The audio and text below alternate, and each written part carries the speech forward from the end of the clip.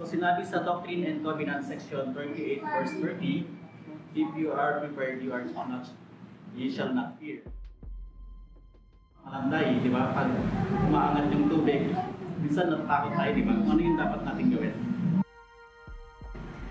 And verily, it is a day of sacrifice and a day for the tithing of my people, for he that is tithed shall not be burned at his coming.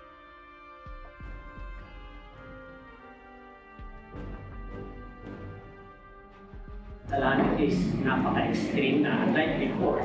Dati, simple lang lang ang malakas. Ngayon, merong warning. Be not weary in well-doing, for you are laying a foundation, a great work. We're laying a great foundation na pwedeng manahin ng mga anong natin. Flotation device, merong mga ginagawa lang, nilalagyan ng styrofoam lang, tinatahiyan lang ng yung mga improvise. I-reach mo yun, i-throw mo yun, and then ihilahin. Kung marunong ka naman, hindi mo basta-basta ibubuwis din yung buhay mo like ito.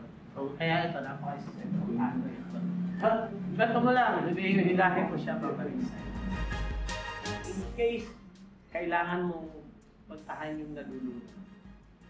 If I were you, hintayin ko na namang hina siya. Nalulunod, gusto niya sa ibabaw. Ibabaw siya, ikaw sa ilalim. Ito, yung mga ginagamit ng rescue. Yung i-rescue mo na andito, ito yung babangga sa tubig. Haharangan mo yung tubig para makakita